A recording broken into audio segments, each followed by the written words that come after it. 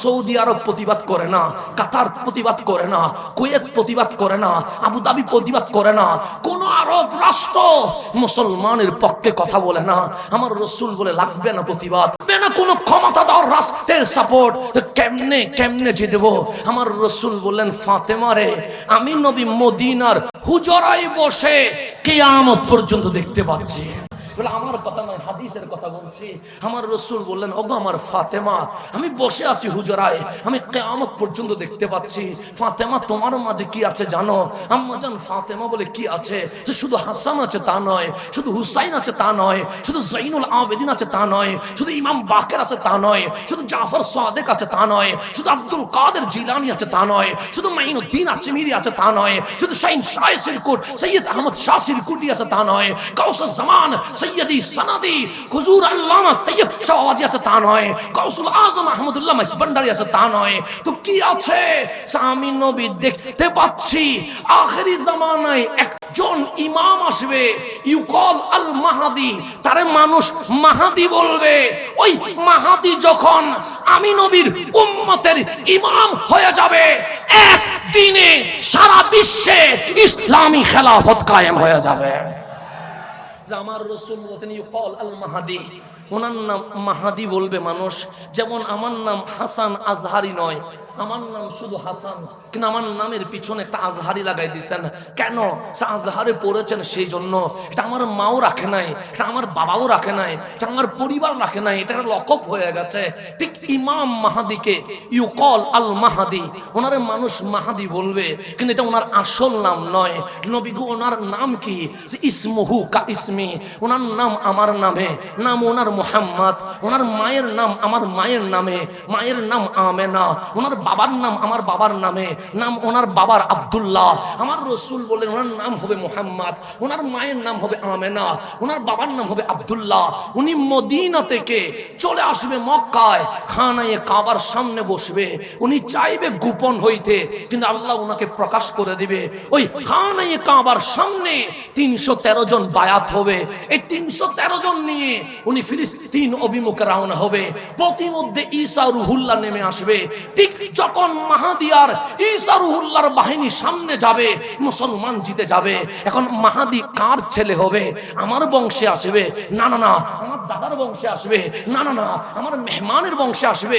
না না না, আমার রাসূল বলছে, ফাতেমা, আমি দেখতে পাচ্ছি আল মাহাদিউ মিন ইতরাতি মিন ওয়ালাদি ফাতেমা। মাহাদি নবী পরিবারের বংশধর, ফাতেমার আওলাদ, বাবার দিক থেকে হুসাইনি, মায়ের দিক থেকে হাসানি, সর্বশেষ আওলাদ রাসূল এই জমিনে যখন আসবে, বিশ্ব মুসলিম যখন এজিদ নয় আওলাদ রাসূলকে ইমাম মানবে, সেই দিন ইসলামী খেলাফত কায়েম হয়ে যাবে। আওলাদ রাসূল কি হইতে হবে? ইমাম হইতে হবে। ইমাম হবে আওলাদ রাসূল। আর বাংলাদেশে আপনি আওলাদ রাসূল বললে হাসেন, তামাশা করেন, টিটকারি করেন।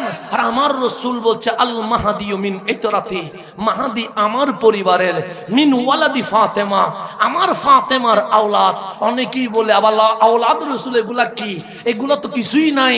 আর আমার নবী বলছে, তোমরা যখন মাইর খাবা, তোমাদের পিঠ যখন দেওয়ালে লেগে যাবে, যেই ইমাম এসে এই জমিনে ইসলামের বিজয় আনবে, উনি ইমাম মাহাদি, উনি কারো বংশধর নয়, উনি নবীর বংশধর।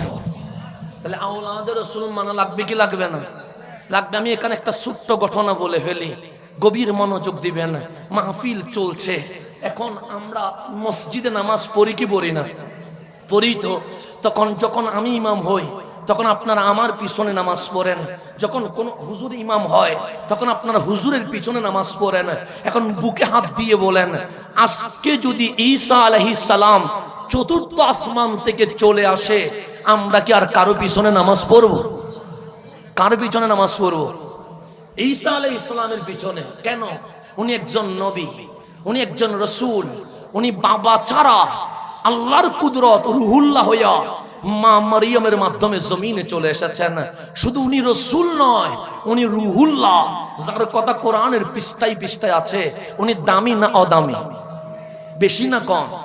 আপনি সহিহ হাদিস উল্টান, আমার রসুল বললেন উনি চতুর্থ আসমান থেকে নামবে, তখন ওয়াক্তুস সালাহ, নামাজের সময় চলবে।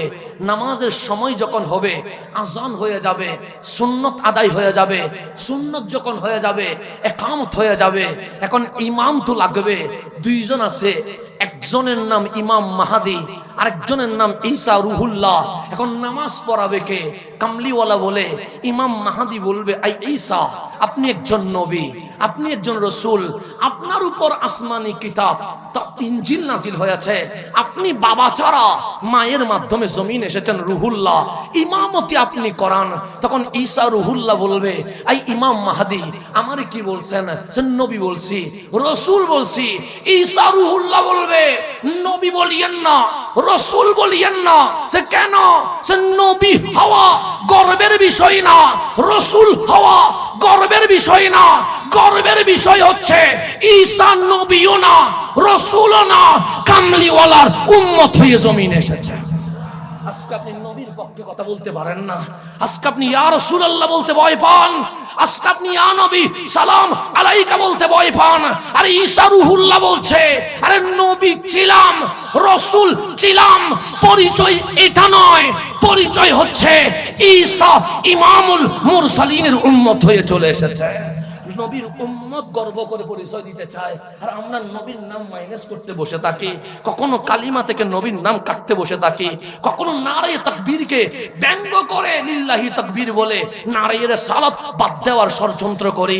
নবীর দরুদ নিয়ে আমরা ব্যঙ্গ করি আর নবীর নাম বাদ দেওয়ার ষড়যন্ত্র করি। আর ঈসা রুহুল্লাহ বলে নবী ছিলাম, রসুল ছিলাম, এই পরিচয় বহন করতে চায় না।